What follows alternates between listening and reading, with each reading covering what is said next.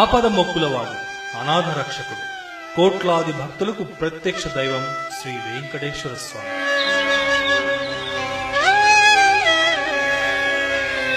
అలాంటి తిరుమల శ్రీవారిని ప్రతిరోజు మొదటగా చూసే అదృష్టం ఎవరిది? తరతరాలుగా వస్తున్న ఈ ఆచారం ఇప్పటికీ కొనసాగుతోందా? కొనసాగితే స్వామివారి తొలి దర్శన భాగ్యం దక్కించుకున్న ఆ కుటుంబం ఎవరిది? ఈ సెంటిమెంట్ వెనుకున్న కారణం ఏంటి? ప్రతిరోజు వెంకన్నను అందరికంటే ముందుగా దర్శించుకుంటున్న ఆ భక్త కుటుంబం ఏముంటుందో ఇవాల్టి వెంకన్న కథల్లో చూడండి. సుప్రభాత సేవ నుంచి ఏకాంత సేవ వరకు తిరుమల వెంకన్న లిప్తపాటు దర్శనం కోసం భక్తులు తపిస్తారు. క్యూ లైన్లలో గంటల కొద్దీ నిల్చుని 5 క్షణాల స్వామివారి దర్శనంతోనే అమితానందం పొందుతారు. ఆ స్వామివారి సాక్షాత్కారమే మహాభాగ్యంగా భావిస్తారు. అయితే ప్రతిరోజు ఓ కుటుంబానికి తిరుమల వెంకన్న తొలి దర్శన భాగ్యం లభిస్తుంది. ఆలయ అర్చకుడు కంటే వీరే ముందుగా శ్రీవారిని చూడాలి, ఆ తర్వాతే అభిషేకం. స్వామి తీర్థ ప్రసాదాలు కూడా ముందుగా ఈ కుటుంబమే తీసుకుంటుంది. ఏ దేవాలయ తలుపులైనా వేకువజామున తెరిచేది ఆలయ ప్రధాన అర్చకులే. కానీ దేవదేవుని ద్వారాలు మాత్రం యాదవులు తెరుస్తారు. ఆ తర్వాతే అన్ని కార్యక్రమాలు.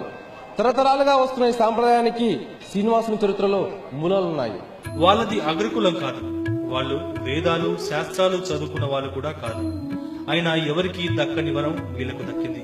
వీరి కులం పేరు యాదవులు. వెంకటేశ్వరుడు వీళ్లకు పెట్టిన ఇంటి పేరు సన్నిధి గొల్ల. ఆవులు గొర్రెల కాపరైన గొల్లలకు ఈ అవకాశం ఎలా వచ్చిందో తెలుసుకోవాలంటే వెంకన్న పురాణాల్లోకి వెళ్లాల్సిందే. గొల్లలకు ఈ దర్శన భాగ్యం ఎవరిచ్చారో తెలుసా? స్వయానా వెంకటేశ్వరుడే. వెంగమాంబ రాసిన వెంకటేశ్వరుని మహత్యంలో ఈ సంఘటనకు సంబంధించి ప్రస్తావన ఉంది. చరిత్ర పుటల్లోకి వెళ్తే వైకుంఠం నుంచి భూలోకానికి వచ్చిన శ్రీనివాసుడు పుట్టలో సాధన చేస్తుండగా ప్రతిరోజు గోవు అక్కడికి వచ్చి పాలు జారవిడిచి శ్రీవారి ఆకలి తీర్చేది.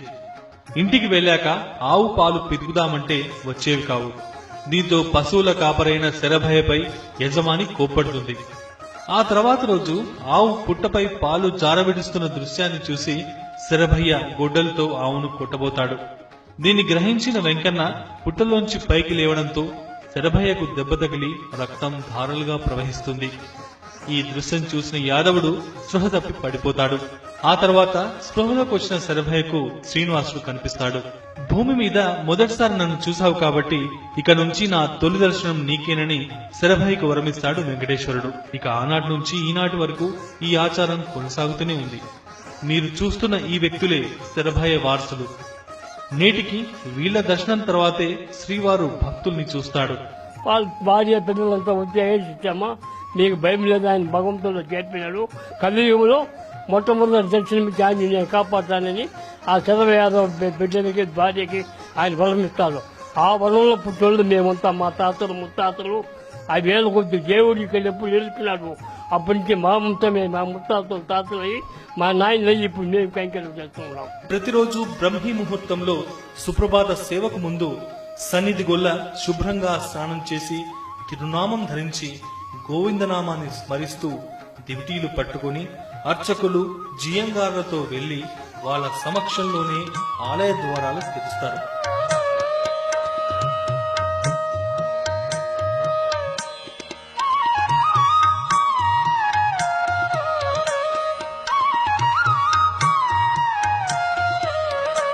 దివిటీలు పట్టుకుని గర్భగుడి ఆలయ ద్వారాలు తెరిచి స్వామివారికి దీపం వెలిగించి శ్రీవారిని దర్శించుకుంటారు.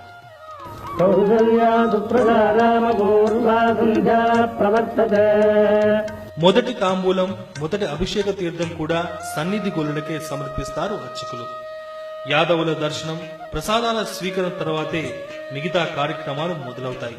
వీటన్నిటికంటే ముఖ్యమైనది స్వామివారి మొదటి హారతి కూడా గొల్లల పేరు మీదే ఇస్తారు. ఇది ప్రతిరోజు నడుస్తున్న ఆచారం. ఎలాంటి పరిస్థితుల్లోనైనా ఆలయ ద్వారాలు ఈ గొల్లలే తెరవాల్సి ఉంటుంది.